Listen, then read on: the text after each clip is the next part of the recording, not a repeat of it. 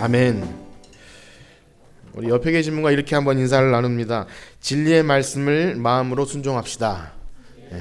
진리의 말씀을 마음으로 순종합시다. 감사합니다. 요즘에 고민을 많이 하고 있습니다. 무슨 고민이냐면 제가 설교를 잘 하고 있는가, 그런 고민을 하고 있어요. 왜냐하면 로마서가 어렵기도 한데 바울이 그 엄마가 잔소리하듯이 한 말을 또 하고 한 말을 또 하고 하면서 우리를 단순하다고 말하면서 굉장히 복잡하게 말을 하기 때문에 저는 그것을 다시 여러분들에게 좀 쉽게 하려고 하다가 더 어렵게 만드는 것은 아닌가 하는 그런 고민을 합니다. 그러나 우리가 잘 부르지 않는 찬송이지만 예수도 알기 원하네 크고도 넓은 은혜와 대속해 주신 사랑을 간절히 알기 원하네 후렴이 내 평생의 소원 내 평생의 소원 대속해 주신 사랑을 간절히 알기 원하네. 이 찬송 아시죠? 이 대속해 주신 사랑 우리 간절히 알기 원하십니까? 그래서 잔소리 같지만 듣고 또 듣다 보면 처음에는 잘 이해가 되지 않고 또 설교자의 부족으로 말미암아 이 복음의 풍성함과 하나님의 영광이 잘 드러나지 않는 그런 두려움도 있지만 성령님께서 역사하셔서 우리 마음을 조명하여 주셔서 말씀이 잘 이해되어지고 깨달아지고 또 우리 삶에 적용되어질 줄 믿습니다. 그런 마음 가지고 이 말씀들이 정말 억지로가 아니라 마음으로 순종되어지는 우리 모두가 되기를 그렇게 축복합니다.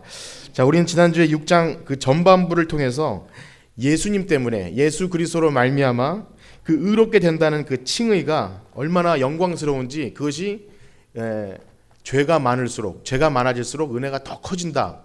그 말 때문에 오해되어지는 그 복음이 오해되어지는 그 문제에 대해서 사도 바울이 이렇게 대답을 하는 그런 전반부와 이제 오늘은 후반부를 보게 될 것입니다. 그것이 뭐냐면 말씀드린 대로 죄가 많은 곳에 은혜가 더한다면 그럼 우리가 죄를 좀 더 져도 되지 않겠는가라는 그런 초딩 같은 질문. 요즘에 초등학생을 그런 질문. 그럼 죄가 많으니까 은혜가 더한다고요? 그러면 죄를 그런 물음들 그것 때문에 실제로 잘못된 교리에 빠지기도 하고 이단들이 생겨나기도 합니다. 그래서 바울은 5장을 하다가 8장으로 그냥 넘어가도 되지만 6장 7장을 하려 하면서 이것들에 대한 이 바울이 더 정확한 설명 우리 믿는 자의 상태가 어떤 상태인지를 드러내면서 그것을 설명을 더 자세히 하는 거예요. 그래서 이것이 정말 유치하고 어리석은 것에 대한 질문 같지만 그것이 아니라 우리가 얻은 의인 우리가 의인이라 그러잖아요. 여러분 한번 물어볼까요? 여러분 죄인입니까? 의인입니까? 이제 의인이라고 확실히 대답할 수 있나요? 헷갈리시면 안 됩니다. 근데 의인이라고 했을 때 그 상태가 어떤 상태인지 잘 몰라요. 그래서 내가 죄를 많이 지면 의인에서 탈락 그런 오해도 하게 되고 우리 육신이 연약해서 뭐 나중에 치매가 오거나 우울증에 빠져가지고 어떻게 뭐 육신이 잘못되면 그 사람의 구원은 확실치 않아라고 그런 오해를 범하게 돼요. 그러나 결코 그럴 수 없다는 거죠. 하나님이 한번 우리를 의롭다 하면 절대 그것이 취소되지가 않는다는 거예요. 그래서 우리 여기 모인 우리들도 뭐 이단이나 그런 데 빠지지 않는다 하더라도 신앙생활에서 쉽게 우리가 오해할 수 있고 또 누군가 물어본다면 뭐 장례식이나 혹은 신앙생활이 어려운 사람들이나 그런 어려운 질문들을 할 때 원래는 대답을 잘해줘야 되는데 같이 시험에 드는 우리가 부족해서 같이 시험에 드는 그런 오류가 없도록 우리 이 시간 다시 한번 확인해 보기 원하는데요. 6장 11절 말씀을 한번 같이 읽어보겠습니다. 6장 11절 지난주에 했던 것을 잠깐 말씀드리고 넘어갈 텐데요. 6장 11절입니다. 시작. 이와 같이 너희도 너희 자신을 죄에 대하여는 죽은 자요 그리스도 예수 안에서 하나님께 대하여는 살아있는 자로 여길지어다. 아멘. 그래서 이 여기는 것이 너무 중요하다 그랬어요. 아담과 연합했던 우리의 옛사람은 예수님의 죽으심과 장사됨과 그리고 부활하심 그것과 똑같이 우리도 이제는 예수님이 죽으심과 함께 옛사람은 아담에 속했던 옛사람은 이제 죽은 거예요. 절대 살아나지 않아요. 그래서 우리의 이 땅의 신자들의 현 상태는 뭐냐면 이제 예수님과 함께 살아있는 거예요. 그래서 11절에 지금 말씀드린 마지막처럼 그렇게 여기는 것이 너무 중요하다 그랬어요. 여기는 건 난 의인이야. 가끔 헷갈릴 때도 죄를 반복되는 죄나 혹은 여러 가지 유혹 때문에 넘어지려 할 때 자꾸 우리 머릿속에 가슴속에 생각할 것이 나 의인이야. 그러니까 이러면 더 이상 안 돼. 그걸 자꾸 되뇌이는 거예요. 그것이 우리 신자들이 해야 될 일입니다. 난 의인이야. 한번 해볼까요? 난 의인이야. 나 하나님 자녀야. 네. 그러니까 이제 신분상 더 이상 안 되겠구나. 내가 여기 노출되면 안 되겠구나. 이것이 돼야 된다는 거예요.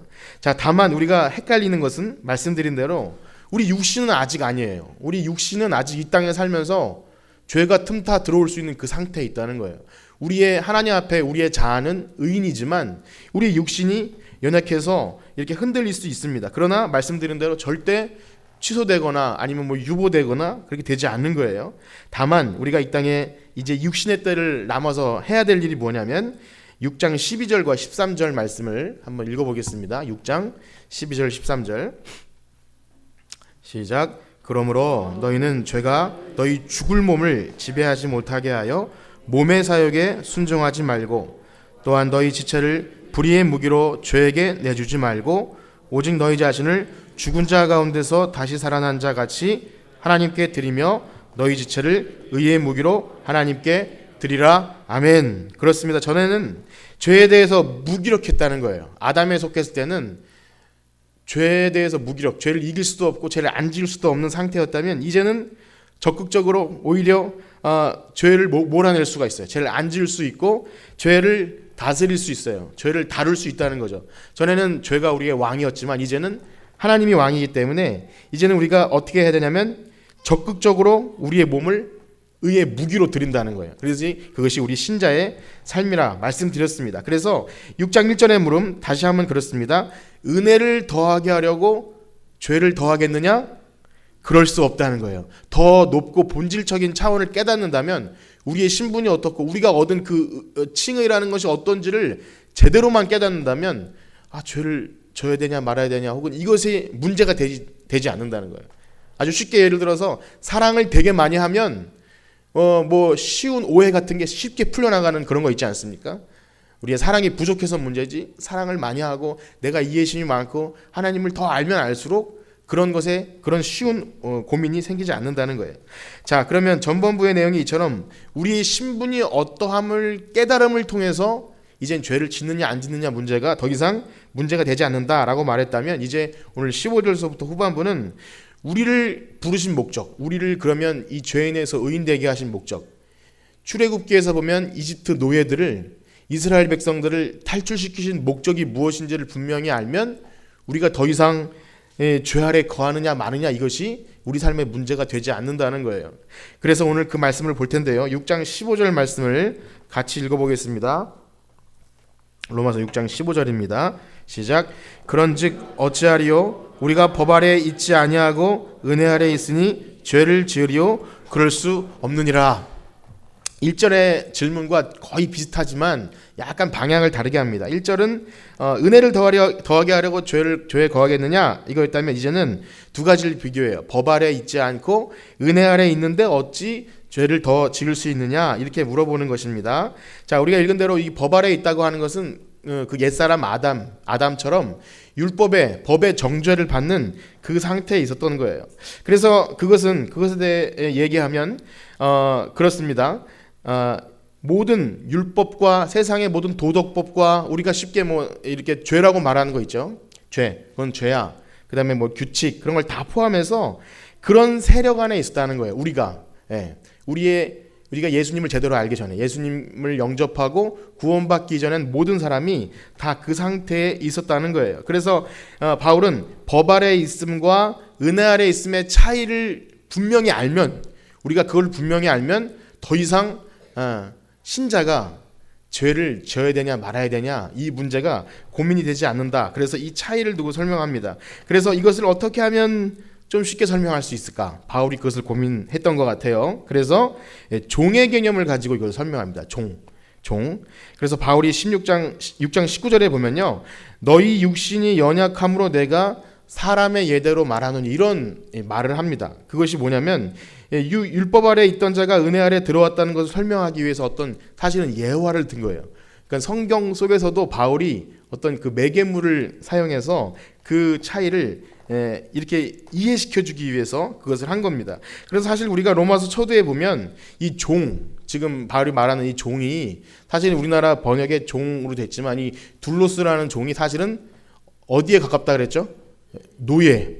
기억하십니까? 노예. 그래서 사실은 노예라고 쓰는 것이 그 서양에서는 노예 제도를 실제로 갖고 있었던 서양에서는 노예로 쓰는 것에 대한 부담감이 있었다 그럽니다. 그래서 그걸 좀 종으로 그렇게 했지만 이것은 노예에 가깝다 그랬어요. 그러니까 상전의 명령에 그 목숨줄이 달려 있는 노예, 어떤 자기의 의지로 뭘 하는 것이 아니라 노예가 된다는 것. 사실은 로마 교회 성도들이 그 로마에도 노예 제도가 있었고 해서 노예로 설명하면 더 이해가 잘 될 수도 있지 않을까 그런 생각도 있었지만, 그러나 무엇보다 중요한 것은요, 바울이 이 이해를 돕는 예화를 쓰면서도 그러면 자신이 그리스도를 향한, 예수님을 향한 자기의 신앙 고백이 들어있음을 발견하게 됩니다. 그것에 대해 제가 조금 더 말씀드리겠지만 이 성경 전체를 아우르는 이 자발적인 사랑의 종, 여러분 기억하십니까? 그 출애굽기에서 원래는 종에서 해방될 수 있었지만 주인과 아내를 사랑해서 문지방의 귀를 뚫고 내가 이제 이 집의 종이 되겠습니다 했던 그 사랑의 종을 기억하실 거예요. 그것처럼 그냥 억압해서 굴종하는 그런 억울한 종이 아니라 자발적으로 순종하는 그러한 종의 개념을 가지고 바울이 이제 법 아래 있음, 은혜 아래 있음을 얘기하고 있습니다. 자, 그러면 이 사람의 예대로 말하는 종의 개념을 알기 위해서 6장 16절을 한번 읽어보겠습니다. 6장 16절입니다. 자, 시작. 너희 자신을 종으로 내주어 누구에게 순종하든지 그 순종함을 받는 자의 종이 되는 줄을 너희가 알지 못하느냐? 혹은 죄의 종으로 사망에 이르고 혹은 순종의 종으로 의에 이르느니라. 아멘. 그렇습니다. 우리가 순종하는 것에 그 순종하는 대상이 주인이 되고 우리가 노예가 된다는 거예요. 그것이 사람의 예라는 거예요. 그러니까 이것은 어려운 말이 아니라, 그렇지 않나요? 우리가 무언가에 순종하고 그의 목숨을 내걸고 따라간다면 그것이 주인이고 내가 노예가 된다는 거예요. 우리가 이것을 잘 인식하지 못할 수도 있어요.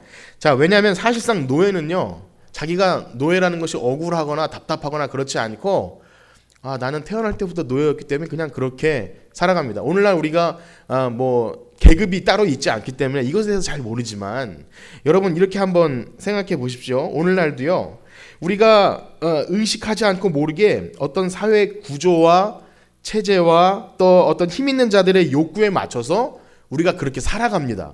그래서 여러분 인식하시나요? 깨어 있으신 분들은 이것을 인식할 수밖에 없어요. 하나의 예로 이 거대한 자본과 기술들은요, 우리로 하여금 내가 그것을 먼저 필요로 하지 않는데도 이것이 너희가 필요로 하는 것이다 라고 제시하면서 이것을 사게끔 만들고, 이것을 위해서 지갑을 열고 그것을 사게 만들고, 또 그것을 먼저 소유한 사람들과 열등의식을 만들어서 또 그것을 추구하게 합니다. 세상은 그렇다는 거예요. 여러분들은 워낙 세상에 감당할 수 없는 독특한 사람들이기 때문에 잘 따라가지 않을 수 있지만 세상은 그렇습니다. 하나의 예로 스마트폰만 해도 그렇지 않습니까? 여러분 TV 광고에서 얼마나 매달은 아니더라도 계속해서 시리즈가 갤럭시, 노트, 아이폰 시리즈가 엄청나게 업그레이드 되면서 이걸 소유하지 않으면 시대에 뒤떨어진 것처럼. 여러분 아직도 그 2G폰 쓰시는 분 많으시죠? 이렇게 폴더폰 해가지고 이렇게 삑삑 누르는 버튼, 권사님들. 근데 되게 나이 드신 분들도 스마트폰으로 이렇게 잘 하시더라고요. 그러면 신식이라 그러죠.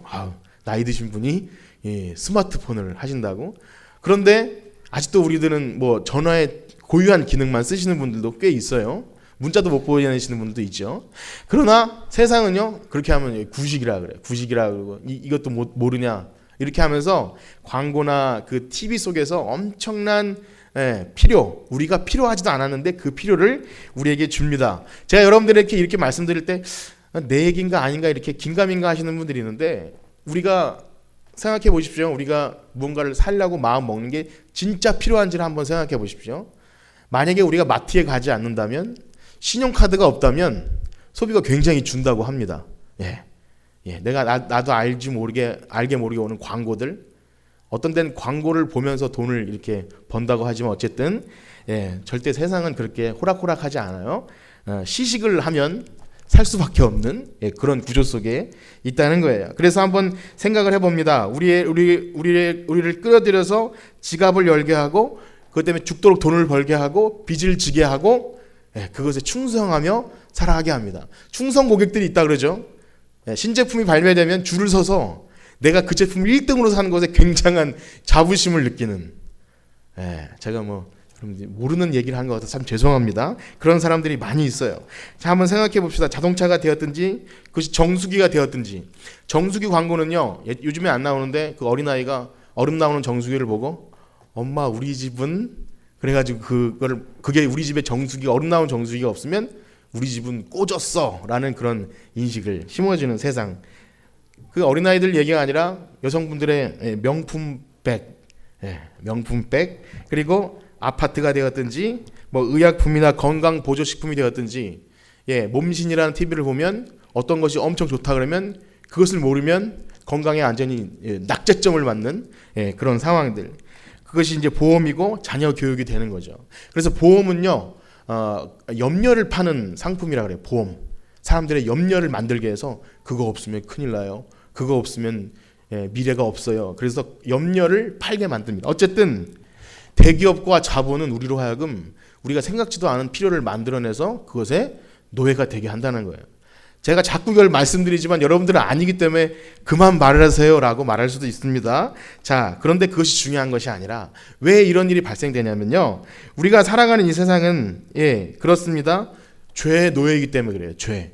하나님을 떠난 사람들은요, 그것이 내가 주인인 것 같고 또 세상이 말하는 그것이 나도 추구하는 것 같지만 사실은 하나님을 떠난 사람들은 그 진정한 영혼의 만족과 정말 인간의 영혼이 필요한 것이 무엇인지 모르기에 그것으로 만족을 얻는 거예요.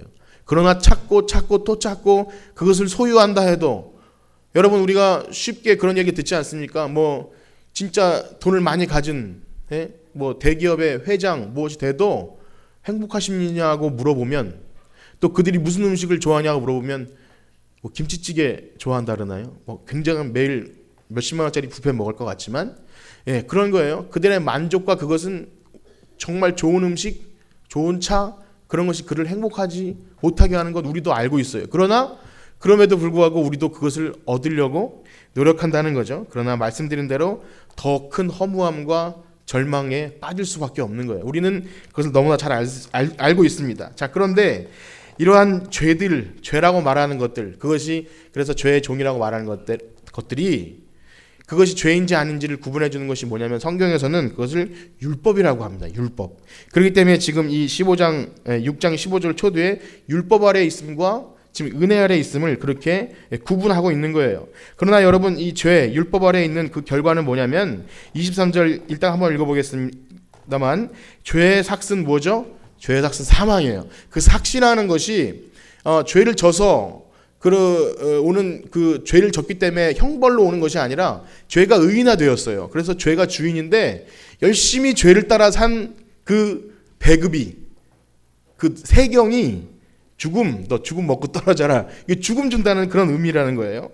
그래서 이 사망은요, 영혼의 죽음과 육신의 죽음을 다 포함합니다. 자, 그러나 이제까지 말씀드린 바는 어쨌든 세상 또 의인이 되지 않은 사람들의 얘기죠. 그러나 우리가 이제까지 살펴본 바와 같이 우리는 여러분 율법 아래 있습니까? 은혜 아래 있습니까? 우리 은혜 아래 있죠. 아직도 율법 아래 있으신 분 안 계시죠?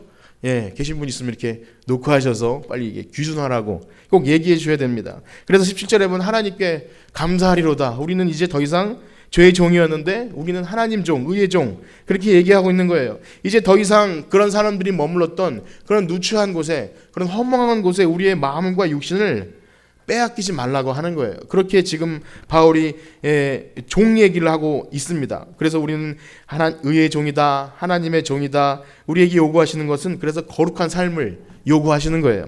자, 그런데 우리도 자존심 있는 사람들 아닙니까? 여러분들 뭐 여기 이 중에서 찔렀는데 반응 없으신 분은 아마 없을 거예요. 다 이렇게 졸고 계신, 딱 찔르면요 안 졸았다고 막 화내실 거예요. 한번 찔러보세요. 절대 난 졸았다고 인정하지 않으실 겁니다. 자존심이 있어요. 그래서 지금 말씀드린 대로 야, 너 이제부터 의의 종이야. 하나님 종이야. 그러면 살짝 기분이 상해요. 죄의 종까지는 인정하겠어요. 그전에는 죄의 노예로 살았던 거 인정하는데 왜 하나님의 노예, 의의 노예인가요? 좋은 말도 있잖아요. 하나님 자녀, 하나님 백성. 그렇게 하면 되는데 왜 사도 바울은 굳이 예화를 들어도 우린 이제 하나님의 노예입니다. 의의 노예입니다. 이렇게 했을까요? 기분이 상하시는 분 계시죠? 분명히 계실 거예요. 그래서 목사님이나 주의 종 하세요. 저는 그냥 평민하겠습니다. 그렇게 실제로 집사님이 그렇게 말씀하시더라고요. 목사님만 종 아니에요. 우리들은 그냥 백성이에요. 하나님 백성. 그냥 우리는 평범하게 묻어갈래요. 근데 여러분 하나님의 종이십니까? 별로. 노예이십니까? 노예? 더 세게? 우린 하나님의 노예인 줄 믿습니다. 그것이 되지 않는다면 복음을 제대로 모르는 거예요. 복음이 율법 아래에 있다가 은혜 아래에 있다는 것이 제대로 어떤 것인지 모르는 거예요. 그래서 은혜 아래 들어와 있으면 그냥 평범하게 죄가 이쪽이라고 하면 은혜 아래 죄에 있다가 이렇게 와서 그냥 여기에 머물러 있는데 바울은 뭐냐면 이제 이쪽으로 나가는 거예요. 그래서 노예라는 개념을 굳이 썼다는 거예요. 그래서 한번 유사점과 다 똑같다는 것이 아니라 유사점이 있고 차이점이 있는데 그것에 대해서 말씀드리고 오늘 마치도록 할 텐데요. 먼저 19절 말씀을 한번 읽어보겠습니다. 6장 19절입니다. 자, 시작. 너희 육신이 연약함으로 내가 사람의 예대로 말하노니 전에 너희가 너희 지체를 부정과 불법에 내주어 불법에 이른 것 같이 이제는 너희 지체를 의에게 종으로 내주어 거룩함에 이르라. 아멘. 자, 그렇습니다. 여기에 내주다라는 의미가 뭐냐면 선물하다, 넘겨주다 그런 의미가 있어요. 나 자신을 그 주인에게 누구에게 드리는 거예요. 날 잡아 잡수하면서 드리는 거예요. 자, 죄의 노예일 때는 사실상 우리가 우리의 의지와 상관없이 나는 죄를 안 지으려고 막 애쓰는데 어딘가 홀려서 막 좀비처럼 죄를 짓는다는 게 아니라 들여서 아예 내대고 마음을 다해 뜻을 다해 힘을 다해 죄를 지었다는 거예요. 여러분 그거 인정하십니까? 우리가 어떤 죄를 질 때 난 죄를 안 짓는데 억지로 이끌려서 죄를 짓는 게 아니라 마음에서 그것이 우러나요. 몸을 갖다 바치면서 마귀가 기뻐하는 일을 합니다. 우리가 세상이 추구하는 어떤 무엇을 소유하려고 발버둥 칠 때 여러분 그것이 기쁠까요? 힘들까요? 기뻐요. 여러분 기쁘다고 분명히 얘기하지 않습니까? 마트에서 막 무엇을 담을 때 기쁩니까? 슬픕니까? 기쁘지 않습니까? 이렇게 분명히 여러분 대답하셨어요. 왜냐하면 그것이 죄라는 말이 아니라 그것을 소유하고 사람들이 그래서 있잖아요. 우리가 속았어요. 그 광고에 속았고 홈쇼핑 그 호스트들한테 속았어요. 사고 나면 후회하지 않습니까? 그러나 또 살 때 또 기뻐요. 그냥 그렇게 기쁜 거예요. 뭐냐면 억지로 시키지 않는다. 그들은 우리로 하여금 자발적으로 우리의 지갑을 열어서 절대 우리 걸 갈취해 가는 게 아니라 스스로 신용카드 결제를 하게 하고 돈을 열심히 빚을 내서 그것을 소유하게 한다는 거예요. 우린 그렇게 의인들은 아니지만 세상은 그렇다는 거예요. 세상은 그렇게 자발적으로 자신을 내주면서 그렇게 죄를 짓는 거예요. 그것이 불행하냐고 물어보면 절대 불행하다고 아니고 전 행복해요. 이 아파트에 살아서 너무 행복해요. 그렇게 얘기하게 한다는, 누가 억지로 시키지 않는다는 거예요. 자, 어린아이들에게 누가 악하게 행동을 하고 시키지 않아도 저는 아이들을 키우면서 아이들의 그 실체에 대해서 그 천사 같은 아이들의 실체를 매일 봅니다. 무서워요. 아주 그냥 강하게. 우리 둘만 키우는 집사님도 오빠가 동생을 때릴 때 이렇게 싸우다가 툭 치는 게 아니라 의지를 가지고 한 박자 쉬고 발로 얼굴을 딱 찼을 때 붕괴를 했다 그래요. 전 그걸 매일 봅니다. 주먹으로 가격을 하고 얼굴을 탁탁 소리가 날 정도로 때리는 것을 누가 시키지 않아도 그 악의 본성에 그렇게 돼요. 여러분들이 무엇을 이 죄를 질 때 물론 나쁜 줄 알면서도 그것을 아주 기쁘게 행하고 또 여러분 뭐 질투하고 뭐 뻔내고 토라지는 건 역시 누가 시키지 않아도 자연스럽게 우리의 몸에서 그것이 우러나온다는 거예요. 그래서 이것이 자동적으로 나와요. 자, 그 상태를 말씀드리는 거예요. 우리가 정말 싫은데 어쩔 수 없이 죄를 지었던 것이 아니라 사실은 우리의 마음과 뜻과 정성을 다해서 그것을 따라서 살았다는 거예요. 그게 죄의 노예 상태예요. 자, 그것과 비교해서 이제 우리가 의의 종, 신분의 의의 종, 하나님의 종이 되었다고 할 때 마찬가지로 하나님께 우리를 드리라는 거예요. 그렇게. 이것이 이제 이해가 되십니까? 왜 노예라고 했냐면 그냥 자기 의지가 없는 좀비처럼 끌려다니는 노예가 아니라 어떤 노예였냐면 정말 열심내서 자기의 욕구를 잃었던 것처럼 우리가 하나님의 종이 되었다면 그렇게 열심히 내라는 거예요. 마음과 뜻을 다해 힘을 다해. 그런데 여러분 보면 우리가 여전히 뭐랄까요, 형제를 섬기는 일이나 하나님을 위해 하는 일에는 여전히 소극적이지 않습니까?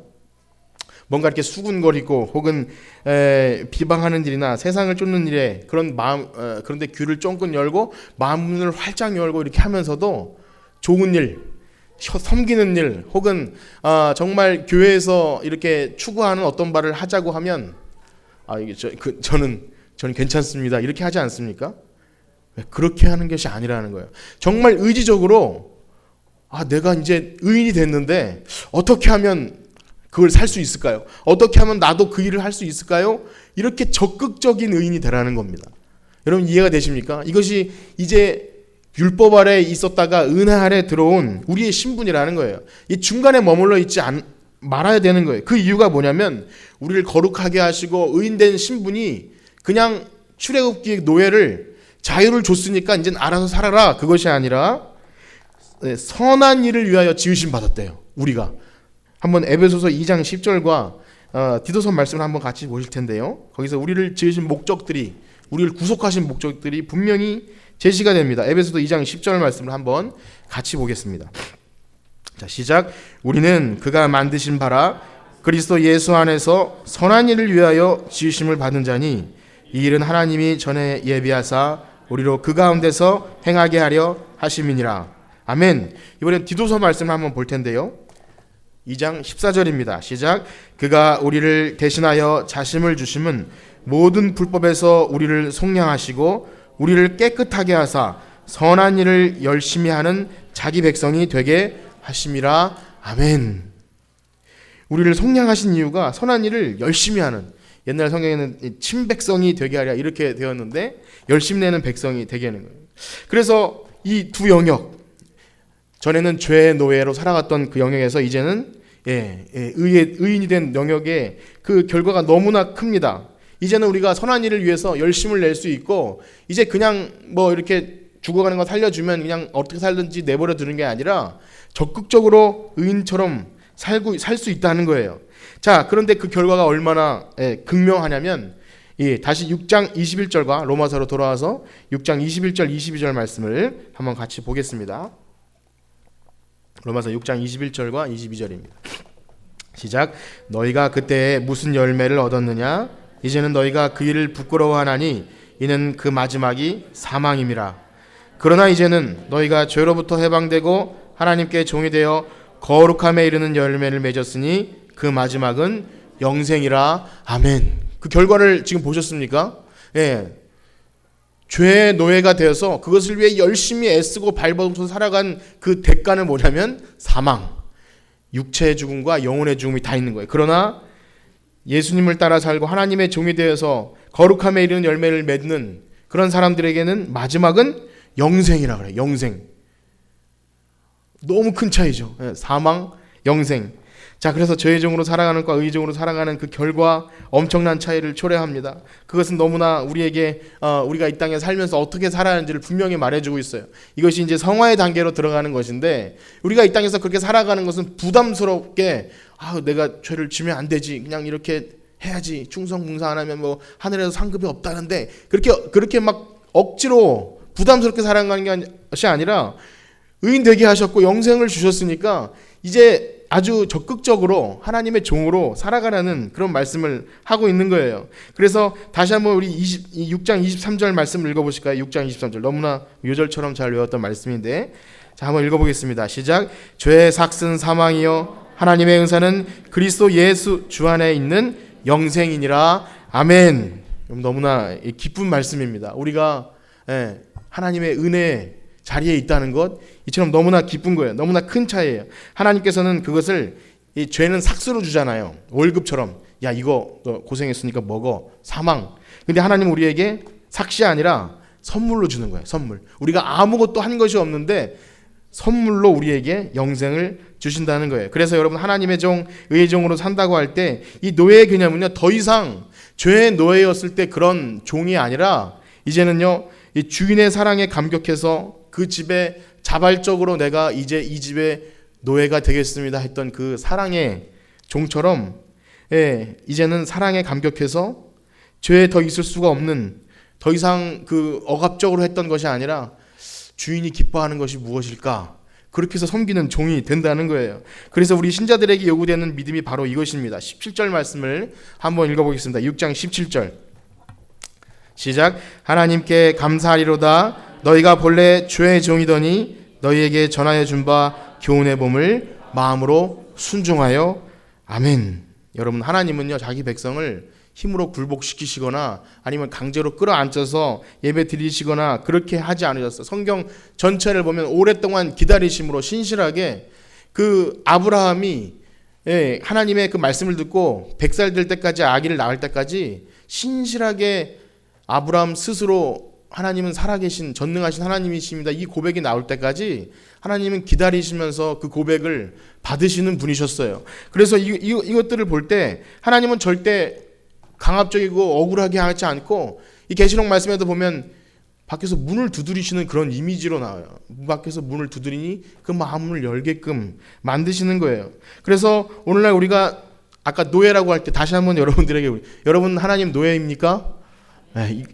좀 여러분들이 좀 마음을 열고 받아들이셨으면 좋겠어요. 이 노예는 사랑의 노예예요. 주님 주신 은혜가 너무나 크고 감사해서 주님 집에 문지기라도 살고 싶습니다, 이런 마음을 가지고 섬긴다는 거죠.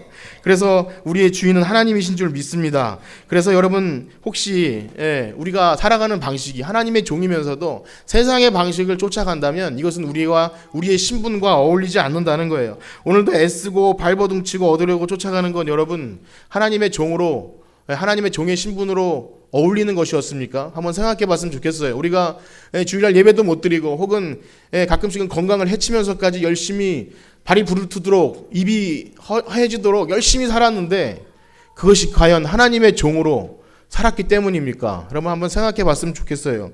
그 얻어지는 열매는 없습니다. 여러분 세상에서 아무리 열심히 일해도 여러분들이 건강이 안 되고 이제 그렇게 되면 어떤 자동차에 부품 하나 갈아 끼우듯이 여러분 탈락이에요. 아무리 세상에서 열심히 일하고 건강 내대고 해도 여러분 거기서 그냥 내가 그 건강이 살아있을 때뿐이지 거기서 얻어지는 것은 없어요. 허망함과 거기서는 아무것도 우리에게 열매를 주지 못합니다. 그러나 우리의 주인 되신 하나님께 우리의 삶을 드릴 때 거기에는 참된 생명과 안식이 있는 줄 믿습니다. 거기서 참 기쁨과 우리가 영혼을 가지고 있지 않습니까? 그 영혼에 참된 행복이 있는 것입니다. 그래서 바라옵기는 이제 우리가 주님을 섬기는 것이, 또 교회를 섬기고 지체를 섬기는 것이 부담이나 억지로나 교회에 내가 직분이 있으니까 이제 그렇게라도 해야지, 그것이 아니라 이 신분을 기억하는 거예요. 우린 더 이상 죄 율법 아래에 있는 것이 아니라 은혜 아래에 있구나. 옆에 계신 분과 한번 인사를 나누실까요? 우린 은혜 아래에 있습니다. 정말 은혜 받은 자처럼, 정말 의인된 사람처럼 우리를 그렇게 여기고, 정말 이제 내가 혹시 어리석어서 세상의 종로로 타는, 비슷하게, 그렇다고 죄인 되는 건 아니지만 비슷하게 주인 삼고 사랑하고 쫓아갔던 것 내려놓는 연습을 많이 해야 될 것 같아요. 내려놓고 이것이 아니구나, 내가 하나님의 종인데 왜 세상의 종처럼 살았을까? 여러분들 그런 우리 삶 속에 그런 것이 있다면 과감하게 포기하고 내려놓으시는 여러분들 되시길 축복합니다. 우리 찬양 드리고 마치도록 하겠습니다. 내가 주인 삼은 모든 건 내려놓고, 내가 사랑했던 모든 건 내려놓고 주님만 사랑해, 우리 그리스도의 사랑에, 예수님의 사랑의 종 되어서 그렇게 우리 삶을 주님께 드리는 우리 모두가 되기를 축복합니다. 이 찬양